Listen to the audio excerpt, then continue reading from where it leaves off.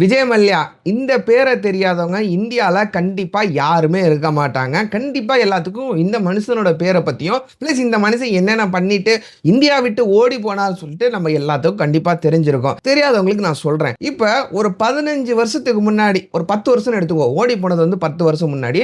10 வருஷத்துக்கு முன்னாடி தலைவர் என்ன பண்ணாப்லன்னா, கிங்ஃபிஷர் ஏர்லைன்ஸ் அப்படின்னு சொல்லப்படக்கூடிய ஒரு மிகப்பெரிய ஏர்லைன் கம்பெனி ஆரம்பிச்சுட்டு, அந்த ஏர்லைன் கம்பெனி லாஸ் ஆன காரணத்தினால அந்த ஏர்லைன் கம்பெனி எக்கச்சக்கமா மார்க்கெட்டிங் ஸ்பெண்ட் பண்ணிட்டு அந்த கம்பெனி ஓடாத காரணத்தினால இந்த மனுஷன் பெரிய அளவு இந்த கடன் டிராப்ல வந்து மாட்டிக்கிட்டாப்ல. அதுல முக்கியமா எஸ்பிஐக்கு பலாயிரம் கோடி கடனை கொடுக்க முடியாத, கட்ட முடியாத காரணத்தினால தலைவர் வந்து இந்தியா விட்டு ஓடி போயிட்டாப்ல, லண்டனுக்கு வந்து ஓடி போயிட்டாப்ல. இது நம்ம எல்லாத்துக்கும் தெரிஞ்சிருக்கும். சரி, தலைவன் ஓடி போனதுக்கு அப்புறம், இந்த சம்பவத்துக்கு அப்புறம் என்ன ஆச்சுன்னா, பெரிய அளவு எந்த ஒரு மீடியாலையும் வந்து இன்டர்வியூ கொடுக்கறதா இருக்கட்டும், பெரிய அளவு தன்னை வந்து காட்டிக்கிறதா இருக்கட்டும், அதெல்லாம் பண்ணாம தான் இருந்தாப்ல. ஆனா என்ன ஆச்சுன்னா, இப்ப ரீசெண்டா நம்ம நிர்மலா சீதாராமன் அவர்கள், ஃபினான்ஸ் மினிஸ்டர், இந்தியாவோட ஃபினான்ஸ் மினிஸ்டர் அவர்கள் வந்து ஒரு அபிஷியலான ஸ்டேட்மெண்ட் ஒன்று கொடுக்குறாங்க. அவங்க என்ன சொல்றாங்கன்னா, 14,000 கோடி கடனை வந்து நாங்க வட்டி முதலமா விஜய் மல்லையா கிட்ட இருந்து வாபஸ் வாங்கிட்டோம், இது பண்ணிட்டு ரிகவர் பண்ணிட்டோம் அப்படின்னு சொல்லிட்டு ஒரு ஸ்டேட்மெண்ட் வைக்கிறாங்க. எப்பன்னா இந்த டிசம்பர் 2024 டிசம்பர்ல வந்து ஒரு ஸ்டேட்மெண்ட் வைக்கிறாங்க. இந்த ஸ்டேட்மெண்ட்டை வச்சதுக்கு அப்புறம் தான் இந்த தலைவன் வந்து பெரிய அளவில் இந்த எக்ஸ் பிளாட்ஃபார்ம்ல வந்து ட்வீட் போடுறதா இருக்கட்டும், பல ட்வீட்ஸ் எல்லாம் போடுறதா இருக்கட்டும், மீடியா முன்னாடி வரதா இருக்கட்டும், வர ஆரம்பிச்சிட்டாப்ல. இப்போ ரீசெண்டா என்ன நடந்திருக்குன்னா, இந்த ஹிந்தியில இருக்கக்கூடிய ஒரு மிகப்பெரிய யூடியூபர், பெரிய யூடியூபர், அந்த யூடியூபருக்கு வந்து தலைவர் விஜய் மல்லையா ஒரு பெரிய இன்டர்வியூ வந்து கொடுத்துருக்காப்ல. எதனால பெரிய இன்டர்வியூ கொடுத்துருக்காப்ல அப்படின்னு சொல்றேன்னா, பிகாஸ் இந்த இன்டர்வியூ, இந்த பாட்காஸ்ட் வந்து கிட்டத்தட்ட 4 மணி நேரம் இருக்கு மக்களே, 4 மணி நேரம் இருக்குது. ஸோ இந்த இன்டர்வியூ பற்றி தான் இன்னைக்கு வீடியோவில் நம்ம டீட்டெயில்டாக பார்க்க போகிறோம். இந்த 4 மணி நேரம் நம்ம வீடியோ இருக்க போகிறதுல, நம்ம வீடியோ வந்து முடிஞ்ச அளவுக்கு ஒரு 15 நிமிஷம் அளவு தான் இருக்க போகுது.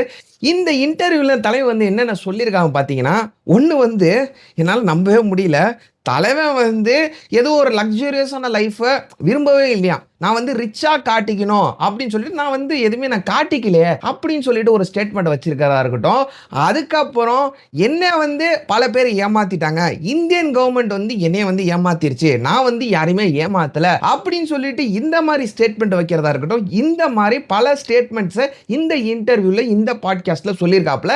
இது எல்லாத்து பத்தி தான் ஒரு முக்கியமா, எல்லாத்து பத்தினா அது 4 மணி நேரம் நம்மளுக்கு போயிடும். ஸோ அதுல முக்கியமா ஒரு 10 ஸ்டேட்மெண்ட்டை பத்தி தான் என்னென்ன தலைவன் சொல்லியிருக்காப்ல, இந்த 4 மணி நேரத்தில் என்னென்ன நடந்திருக்குன்னு சொல்லிட்டு தான் நம்ம இந்த வீடியோவில் பார்க்க போறோம். வாங்க வீடியோக்குள்ள போகலாம். Hello everyone, this Yasar. Welcome to Yasar speaks.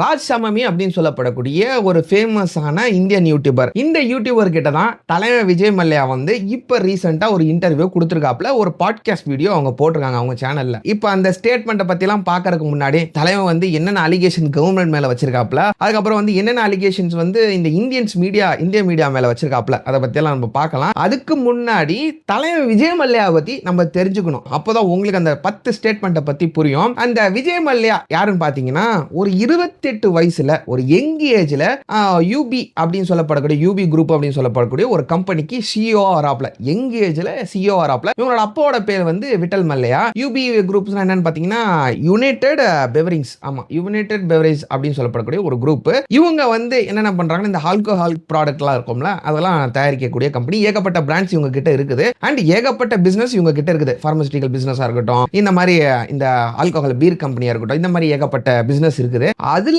ஒரு பிராண்ட் தான் கிங்ஃபிஷர். இப்போ வந்து தலைவன் 28 வயசுலயே சிஇஓ ஆராப்ல, இந்த யூபி குரூப்ஸ்க்கு வந்து சிஇஓ ஆராப்ல. வந்த உடனே இந்த கிங்ஃபிஷர் கம்பெனி இருக்குல்ல, அது வந்து ஒரு லெவலில் தான் ஓடிக்கிட்டு இருக்கு. ஆரம்ப காலத்தில் இந்த விட்டல் மல்லையா ஆரம்பிச்ச அந்த காலத்தில் வந்து ஒரு லெவலில் தான் ஓடிக்கிட்டு இருக்குது. ஆனா தலைவன் வந்ததுக்கு அப்புறம் இந்த கிங்ஃபிஷர் பிராண்ட் வந்து எந்த அளவுக்கு ஸ்கேல் பண்ண முடியும், எந்த அளவுக்கு மக்கள் மத்தியில் வந்து கொண்டு போய் சேர்க்க முடியுமோ அந்த அளவுக்கு கரெக்டா ஒரு ஸ்ட்ராட்டஜிக்கான மூவ் ப்ளே பண்ணி, மார்க்கெட்டிங் மூவ் ப்ளே பண்ணி மக்கள் மத்தியில் போய் கொண்டு போய் சேர்த்துட்டாப்ல. அதுக்கு வந்து ஏகப்பட்ட இன்வெஸ்ட்மெண்ட் கம்பெனிக்கு போட்டிருந்தாலும், ஏகப்பட்ட எக்ஸ்பெண்டிச்சர் பண்ணியிருந்தாலும், மார்க்கெட்டிங் எக்ஸ்பென்ஸ் பண்ணியிருந்தாலும், ஏகப்பட்ட கேம்பெயின்ஸ் ரன் பண்ணியிருந்தாலும், மனுஷன் வந்து அந்த பீர் கம்பெனியில், அந்த கிங்ஃபிஷர் பீர் கம்பெனியில் சக்சஸ்ஃபுல்லாக தான் ரன் பண்ணிட்டு இருந்தாப்ல, சக்சஸ் அடைஞ்சிட்டாப்ல. அதுல எந்த ஒரு மாற்று கருத்தும் கிடையாது. ஏன்னா ஆரம்ப காலத்துல வந்து அந்த 2000 ஏராவா அந்த ஏரால வந்து என்ன நடந்துச்சுன்னு கேட்டீங்கன்னா, பீர்னா மக்கள் மனசுல என்ன ஆயிருச்சுன்னா, கிங்ஃபிஷர் தான்ப்பா பீரு. கடையில போய் இந்த பீர பார்ல போய் பல மக்கள் வந்து என்ன கேட்க ஆரம்பிச்சிட்டாங்கன்னா, பீரு குடி அந்த பர்ட்டிகுலரா ஒரு கம்பெனி பேரை சொல்லி பீர் கேட்கறதுக்கு பதிலு, இல்லாட்டி பீர்னு கேட்கறதுக்கு பதிலு எல்லாருமே கிங்ஃபிஷர் ஒன்னு கொடு, கிங்ஃபிஷர் பாட்டில் ஒன்னு கொடு அப்படின்னு சொல்லிட்டு கேட்க ஆரம்பிச்சிட்டாங்க. ஏன்னா அந்த அளவுக்கு மக்கள் மனசுல வந்து மனுஷன் வந்து பதிய வச்சுட்டாப்ல. மக்கள் மனசுலயா இருக்கட்டும், இல்ல மூளையிலயா இருக்கட்டும், மனுஷன் வந்து பதிய வச்சுட்டாப்ல. ஏன்னா அந்த அளவுக்கு கரெக்டான மார்க்கெட்டிங் மனுஷன் வந்து பண்ணிருக்காப்ல. இதை வந்து ஒரு எக்ஸாம்பிள் மூலியமா உங்களுக்கு எப்படி புரிய வைக்கலாம்னு பாத்தீங்கன்னா, இப்ப கடையில நம்ம ஒரு கடைக்கு போறோம், தண்ணி பாட்டில் வாங்குறோம். தண்ணி பாட்டில் வந்து நம்ம எப்படி கேட்போம்? ஆர்ஓ வாட்டர் கொடுங்களான்னு கேட்போம். கடைக்கு போயிட்டு ஒரு பேக்கரிக்கோ ஒரு மளிகை கடைக்கும் தண்ணி வேணும்னு வச்சுக்கோங்களேன், அதுக்கு வந்து போயிட்டு நம்ம வந்து 10 ரூபாய்க்கு தண்ணி கேன் வாங்குறோம். இங்க வந்து நம்ம ஆர்ஓ வாட்டர் கொடுங்களான்னு கேட்போம். ஆக்சுவலா அது வந்து ஆர்ஓ வாட்டர் தான், ஃபில்டர்ட் ஆர்ஓ வாட்டர் தான். ஆனா நம்ம வந்து என்ன கேட்போம் சொல்லுங்க? பிஸ்லரி வாட்டர் கொடுங்க, பிஸ்லரி தண்ணி கொடுங்கப்பா அப்படின்னு கேட்போம். கல்யாணத்துல கூட பிஸ்லரி கேன் போட்டீங்களாப்பா, பிஸ்லரி வாட்டர் போட்டீங்கப்பா அப்படின்னு தான் கேட்போம். ஆனா ஆக்சுவலா அதுக்கு பேர் வந்து பிஸ்லரியா? அதுதான் கிடையாது. அதுக்கு பேர் வந்து ஆர்ஓ வாட்டர். பிஸ்லரி அப்படிங்கிறது வந்து ஒரு கம்பெனி, ஒரு பிராண்டோட பேர் தான். அவங்க எந்த அளவுக்கு நம்ம மனசுக்குள்ள பூர வச்சுட்டாங்க. பச்சை கலர் பாட்டில், பச்சை கலர் தண்ணி கேன் போட்டால் அது வந்து பிஸ்லரி.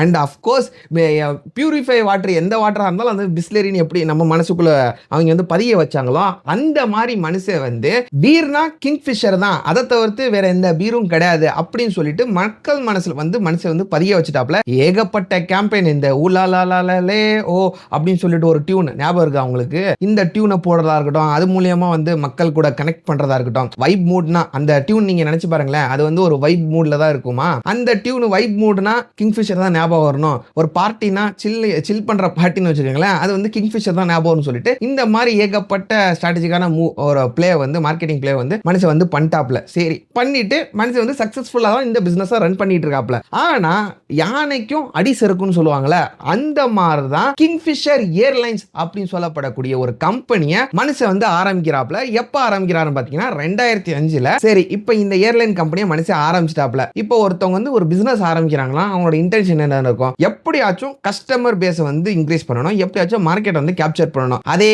இன்டென்ஷன் தான் மனுஷனுக்கு, தலைவனுக்கு இருந்திருக்குது. இப்போ தலைவன் அதுக்கு என்ன பண்ணிருக்காப்லனா, இந்த கிங்ஃபிஷர் ஏர்லைன்ஸ் வந்து எந்த அளவுக்கு அஃபோர்டபுள் டிக்கெட் சேல் பண்ண முடியுமோ அந்த அளவுக்கு அஃபோர்டபுளான டிக்கெட்டை சேல் பண்ணியிருக்காப்ல. அது மட்டும் கிடையாது, இந்த கிங்ஃபிஷர் ஏர்லைனோட சர்வீஸ் எல்லாம் பார்த்தீங்கன்னா நல்ல ஒரு டாப் நாச் சர்வீஸாக இருக்கும். நீங்கள் கம்பேரிட்டிவ்லி இந்த இண்டிகோ, ஸ்பைஸ் ஜெட்லாம் நீங்கள் கம்பேர் பண்ணிங்கன்னு வச்சுக்கோங்களேன், அந்த காலத்தில் இந்த ஏர்லைனோட ப்ரைஸும் நல்லா தான் இருக்கும், அதுக்கப்புறம் அந்த சர்வீஸும் நல்லா இருக்கும். அண்ட் முக்கியமாக தலைவன் என்ன பண்ணாப்லனா, இப்போ மற்ற இந்தியன் ஏர்லைன்ஸ்லாம் இருக்கட்டும், லோக்கல் ஏர்லைன்ஸ்லாம் இருக்கும்ல, உள்ளூரில் மட்டும் சுற்றிட்டு இருப்பாங்கல்ல, இந்த உள்ளூரில் சுற்றக்கூடிய ஏர்லைன்ஸ் எல்லாருமே என்ன, ஏரோப்ளைன்ஸ் எல்லாருமே என்ன பண்ணிட்டு இருந்தாங்கன்னா, அவங்களோட ஏர் ஹோஸ்டர்ஸ் வந்து சாரி கட்டிட்டு தான் வருவாங்க, சீலை கட்டிட்டு தான் வருவாங்க. சோ ஆனா மனுஷன் என்ன பண்ணாப்லனா, வெஸ்டர்ன் சைடுலனா நிறைய மனுஷன் சுத்திக்கிட்டு தான் இருக்காப்ல. மத்த ஃளைட்ஸ் எல்லாம் பார்த்துட்டு இந்த வெளிநாட்டுல இருக்கக்கூடிய ஏர்லைன்ஸ் கம்பெனிலாம் என்ன பண்றாங்களோ அந்த மாதிரி ஒரு ட்ரெஸ் கல்ச்சரை, ட்ரெஸ் கோட இங்க கொண்டு வராப்ல. நம்ம இப்ப பார்க்கக்கூடிய இந்த ஏர் ஹோஸ்டர்ஸ் இந்த ஷார்ட்ஸ் எல்லாம் போட்டுட்டு வராங்கல்ல, இதை வந்து தலைவன் தான் முதல்ல கொண்டு வந்திருக்காப்ல. முக்கியமா இந்த லோக்கல் ஏர்லைன்ஸ்ல. ஏன்னா அந்த ஆரம்ப காலத்துல மனுஷன் வந்து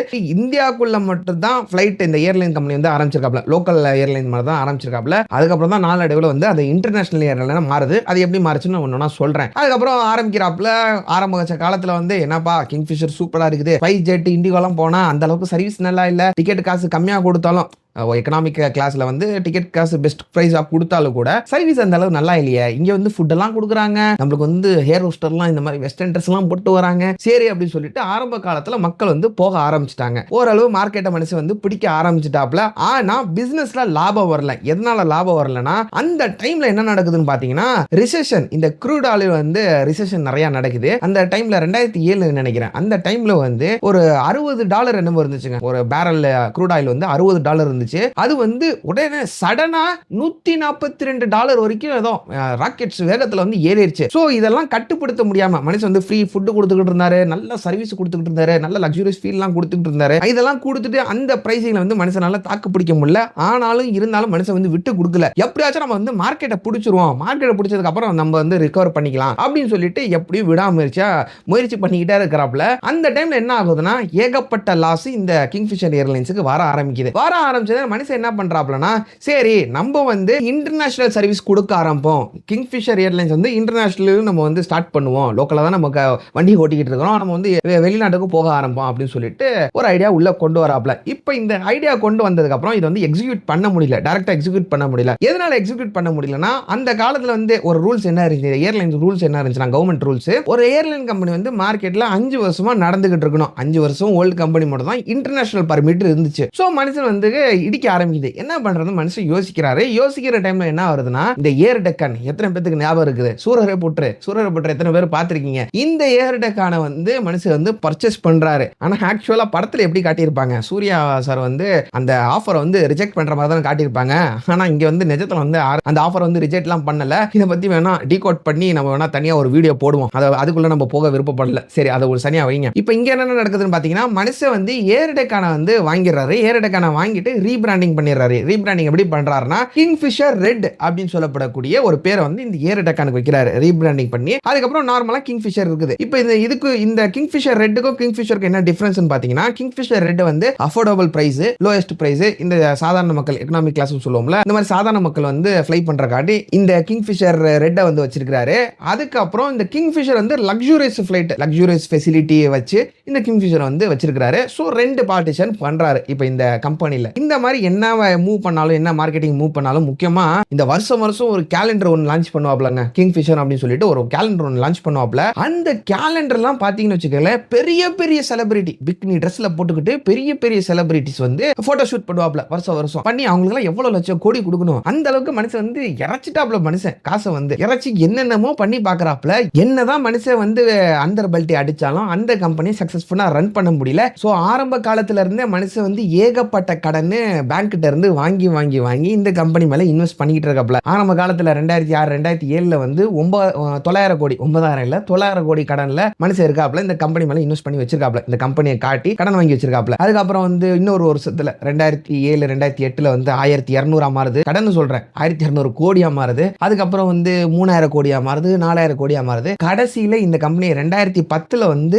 7000 கோடி லாஸ்ல கம்பெனி இருக்குது. மனுஷன் வந்து 8000 8500 கோடி கடன் வந்து வாங்கி வச்சிருக்காப்ல. இந்த அளவுக்கு ஏகப்பட்ட பலாயிரம் கோடி கடனை வந்து வாங்கி இந்த மனுஷன் வந்து திவால் ஆயிட்டாப்ல. இந்த கம்பெனி மேல இன்வெஸ்ட் பண்ணி என்னதான் கம்பெனி திவாலானாலும், இந்த மாதிரி ஏகப்பட்ட கடன் பலாயிரம் கோடி கடன்ல இருந்தாலும் மனுஷன் வந்து இந்த மனுஷன் வாழ்ற அந்த லக்ஸூரியஸான லைஃபா இருக்கட்டும், இந்த வில்லாஸ் வாங்குறதா இருக்கட்டும், பெரிய பெரிய வில்லாஸ்லாம் சொல்றாங்க, வில்லாஸ் வாங்குறதா இருக்கட்டும், அதுக்கப்புறம் வந்து ஆர்சிபி டீம் 2007 வந்து ஏலத்துக்கு எடுத்தாப்ல. இந்த மனுஷன் தான் ஃபர்ஸ்ட் ஏலத்துக்கு எடுத்தது, வாங்கினது. விராட் கோலியை வந்து அப்பாயிண்ட் பண்ணது. ஒரு ட்வீட் கூட நேத்து போட்டிருந்தாரு நினைக்கிறேன், ஆர்சிபி வின் பண்ண அந்த டைம்ல. நான் இதெல்லாம் தெரிஞ்சுதான் நான் வந்து விராட்டை வந்து ஆர்சிபிக்கு எடுத்தேன் அப்படின்னு சொல்லிட்டு ஒரு ட்வீட் போட்டிருந்தாப்ல. அதெல்லாம் போக வேணாம், நம்ம அதுக்குள்ள போக வேணாம், இருக்கட்டும், நம்ம இதுக்குள்ள வருவோம். இப்போ என்ன நடக்குதுன்னா, இந்த மாதிரி ஆர்சிபி டீம் எடுக்கிறதா இருக்கட்டும், அதுக்கப்புறம் வந்து F1 ரேஸ் தெரியும்ல, அந்த F1 ரேசிங்ல வந்து ஒரு இந்தியன் டீம் வந்து ஹையர் பண்ணாப்ல. $90 மில்லியன் செலவு பண்ணி அந்த F1 ரேசிங் டீம் எடுக்கிறதா இருக்கட்டும், இந்தியன் டீமுக்கு ஹையர் பண்றதா இருக்கட்டும், இந்த மாதிரி ஏகப்பட்ட வேலை மனுஷன் வந்து பண்ணிட்டு இருக்காப்ல. இது வந்து ஒரு பக்கம். இன்னொரு பக்கம் பார்த்தோம்னா, இந்த ஏர்லைன் கிங்ஃபிஷர் ஏர்லைன் கம்பெனி இருந்துச்சுல, இங்க இருக்கக்கூடிய ஸ்டாஃப்ஸ்க்குலாம் சம்பளம் போடல. அவங்களாம் ரோட்ல இறங்கி போராட ஆரம்பிச்சிட்டாங்க. ஏன்னா அவங்கலாம் மாசம் 1ஆம் தேதி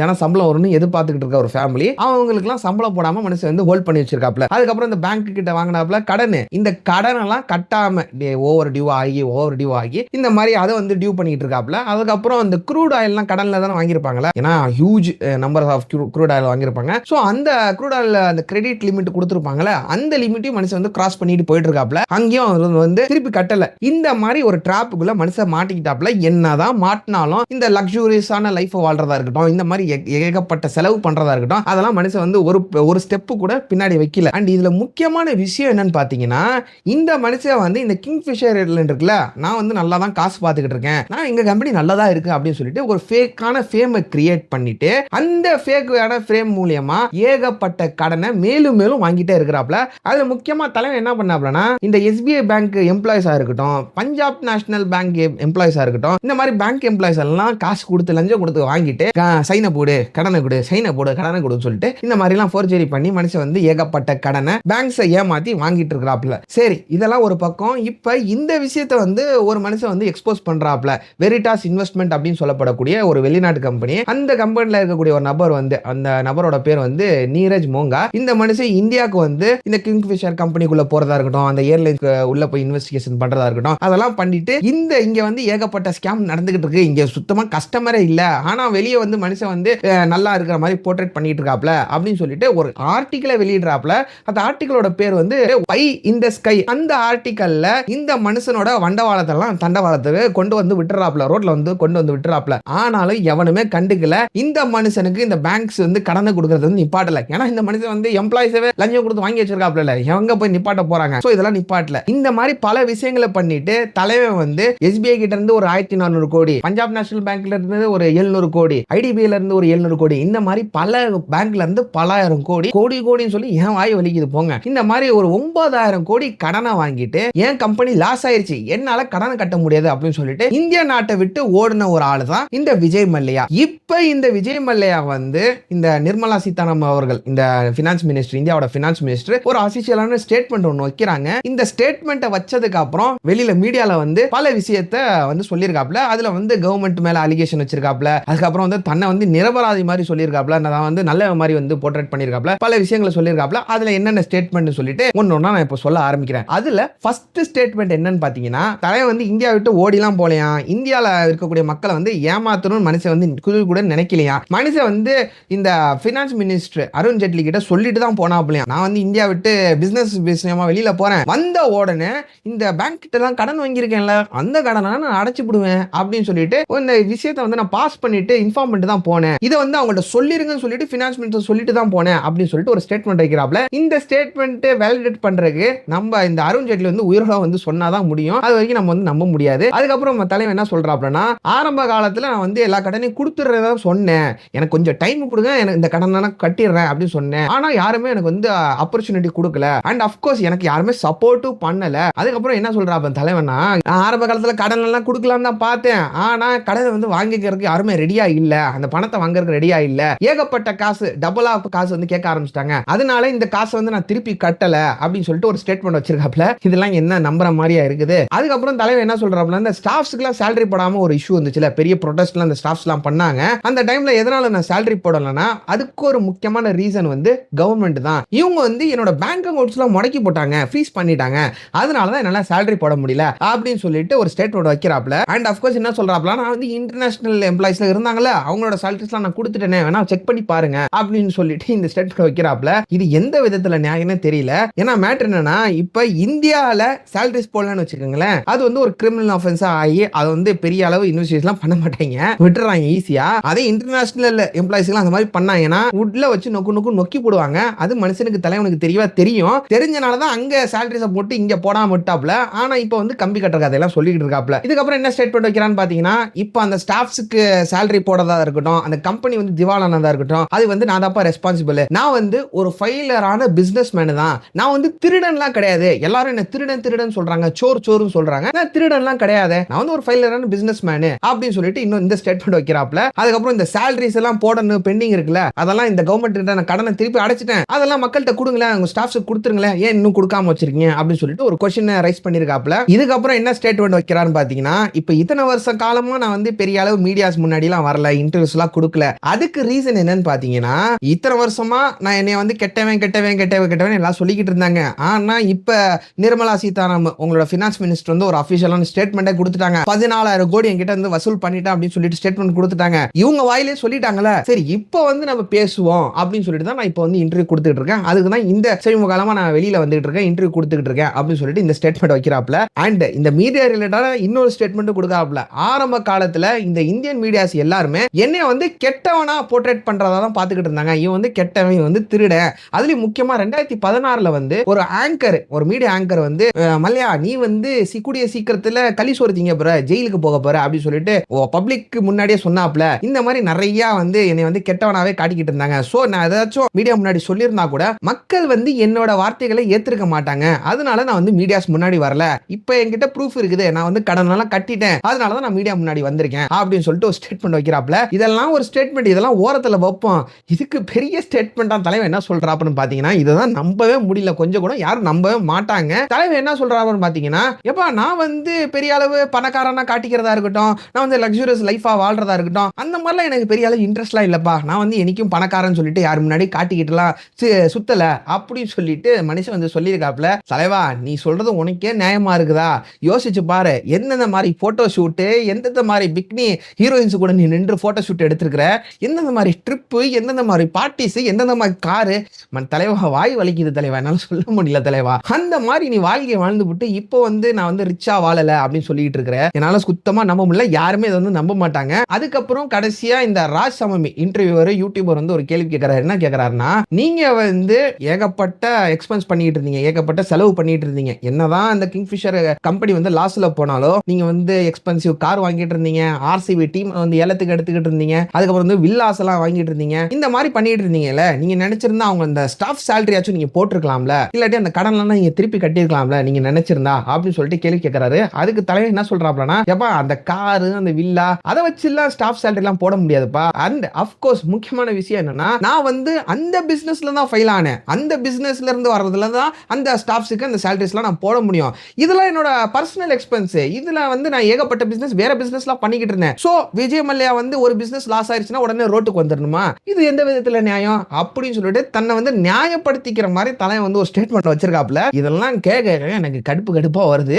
இதுதான் உங்கள்ட்ட ஷேர் பண்ணணும்னு தோணுச்சு. அதனால தான் இந்த வீடியோ மேக் பண்ணேன். இந்த வீடியோ மூலமா உங்கள்ட்ட ஷேர் பண்ணிட்டேன். அந்த வீடியோ 4 மணி நேரம் இருக்குதுங்க. இதெல்லாம் பத்தி ஏகப்பட்ட கேள்விகள், ஏகப்பட்ட பதில் அந்த வீடியோஸ்ல போட்டிருக்குது. எந்த அளவுக்கு ஷார்ட்டா சொல்ல முடியுமோ, எந்த அளவுக்கு விஜய் மல்லையாவை பத்தி ஷார்ட்டா சொல்ல முடியுமோ நான் வந்து ஷார்ட்டா சொல்லியிருக்கேன். ஆக்சுவலா இந்த வீடியோ வந்து எவ்வளவு லென்த்துக்கு வரப்போறதுன்னு தெரியல. கட் பண்ணதுக்கு அப்புறம் தான் எனக்கே தெரியும். பாப்போம் எந்த அளவுக்கு வீடியோ ஷார்ட் பண்ண முடியுமோ அந்த அளவுக்கு ஷார்ட் பண்ணி ட்ரிம் பண்ணி வீடியோ அப்லோட் பண்றேன். இன்னைக்கு வீடியோ அவ்வளவுதான். நாளைக்கு இன்னொரு இன்ட்ரெஸ்டிங்கான வீடியோல நம்ம பார்க்கலாம். அதுக்கு முன்னாடி நீங்களும் நம்ம சேனலை சப்ஸ்கிரைப் பண்ணணும்னா சப்ஸ்கிரைப் பண்ணிக்கங்க. அப்பதான் இந்த மாதிரி இன்ஃபர்மேட்டிவான வீடியோஸ் எல்லாம் நம்ம சேனல்ல நம்ம எவ்ரிடே அப்லோட் பண்றோம். நினைச்சு பாருங்க, ஒரு 4 மணி நேரம் வீடியோ அதை வந்து எந்த அளவுக்கு ஷார்ட் பண்ண முடியுமோ, அதுவும் தமிழ்ல எப்படி புரியுற மாதிரி ஷார்ட்டா சிம்பிளா சொல்ல முடியுமோ நம்ம சேனல்ல இந்த மாதிரி வீடியோஸ் எல்லாம் அப்லோட் பண்ணிட்டு வரோம். இந்த வீடியோஸ் எல்லாம் நம்ம சேனல்ல அப்லோட் பண்ணணும், உங்களுக்கு நோட்டிஃபிகேஷன் வரணும்னு நினைச்சீங்கன்னா நம்ம சேனலை சப்ஸ்கிரைப் பண்ணிக்கங்க. சப்ஸ்கிரைப் பண்ணாதான் யூடியூப் காரன் உங்களுக்கு நோட்டிஃபிகேஷன் அனுப்புவான். Take care, by.